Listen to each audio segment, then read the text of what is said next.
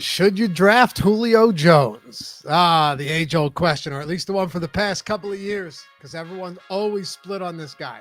In one camp, can't stay healthy. His hamstrings are made out of toilet paper. And on the other side, hey, if this guy does stay healthy, man, sky's the limit.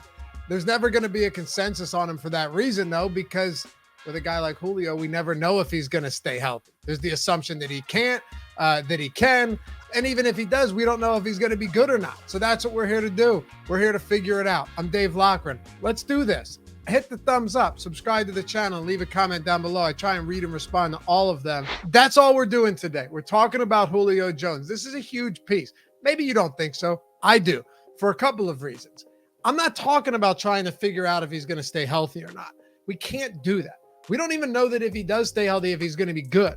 I'm talking about whether or not he's worth the risk, whether or not he's worth drafting. And if so, what round? It's hard to know where he's going right now from an ADP standpoint because he just got signed by the Bucs a couple of days ago. But from what I'm seeing early on, I think you're looking at double-digit rounds, 11th, 12th round, some in the 10th round. That seems to be what we're looking at right now. Seems to be what makes the most sense. Before we dive into it, though, if you haven't checked out Underdog Fantasy, it is clearly the best place to play best ball. I don't think there's any debates at this point anymore. Most of you guys have already signed up here. Matter of fact, the guy who won the $1 million last year drafted his team in June, and he was a good friend of the channel and viewer of the Stokastic Fantasy Football channel. What's going on, brother? When you sign up, use the promo code Stokastic. You have to use the promo code Stokastic, Stokastic. Get up to $100 match deposit bonus. They have monster prize pools, $10 million in prize money in the Best Ball Mania 3 right now. Even the regular season winner gets $1 million. You could shit the bed in the playoffs, still $1 million. And you got some smaller ones, $5 entry, $100,000 prize pools. Use the promo code Stokastic, Stokastic.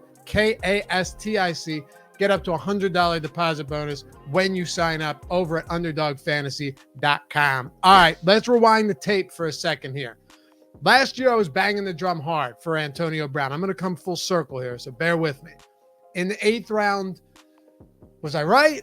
Yes? No? I don't know. You be the judge of that. Doesn't matter to me. But what I can tell you is that he only played 5 games from start to finish, but he was the wide receiver 3 in those weeks. Insane. The other weeks were obviously lost, including that on-field breakdown that he had against the Jets in week 17. So yeah, it all depends on how you look at it. Glass half empty, glass half full. On one hand, you drafted Brown in the 8th round or later in a lot of leagues and got some incredible weeks out of him, league-winning weeks. On the other hand, he was out for more than half the season. He only played 7 games in total. The reason I'm using Brown, though, as a comparison is because he was basically the same age last year as Julio Jones is this year going into his 2022 season with that same team, give or take a few months, actually take a few months. And these two are objectively the best wide receivers over the last decade. Yes, I said objectively. In terms of year-over-year production, Antonio Brown, Julio Jones, spanning the last decade, they're the 2 best receivers that we've seen. And Brown was absolutely electric when he was on the field last year. He had a 26% target share. Think about that. On this Bucs team, he had a 26% target share in those 5 weeks that we talked about on a team with Mike Evans, with Chris Godwin, with Rob Gronkowski, with Leonard Fournette getting a ton of targets out of the backfield. So I hope that my point's getting a little clearer now, right? I'm not saying Antonio Brown is Julio Jones, but he's a damn good proxy for Jones, and we're trying to figure out what the ceiling looks like for him in Tampa Bay. Because I expect Jones' snaps to be limited, as were Antonio Brown's compared to Evans or Chris Godwin. But I certainly expect him to be targeted when he's on the field, when he's running those routes. There's no way Brady's not going to look towards a guy that has produced monstrous numbers as long as he's healthy. And Brady didn't just throw a lot last year. Brady threw a shit ton.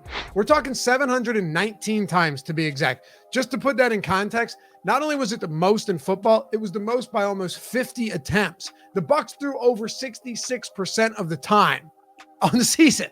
So we're really just looking at risk versus reward here. Is Julio Jones worth drafting? Yeah, anybody's worth drafting. You can argue that with me till you're blue in the face, but anybody at the right price point in the right round is worth drafting. It's just a matter of where. Because obviously there are a lot of mouths to feed in this offense. There's a ton of depth, but that doesn't really make a difference if you look at last year. Buckle up and listen to these stats. They're absurd. In 2021, Mike Evans was the wide receiver 6. Chris Godwin was the wide receiver 6 in weeks 1 through 14 before the injury. Antonio Brown was the wide receiver 3 in those 5 games that he played from start to finish. Rob Gronkowski was the tight end 2 in the 11 games he played. And Leonard Fournette was the RB3 in weeks 1 through 15 before he missed the final 3 weeks of the season. Oh, and he led all running backs in targets. You think it might be worth taking a shot on Julio Jones? I mean, if you can get him in the 10th round or later, and I think right now you definitely can, you should pull the trigger without hesitation.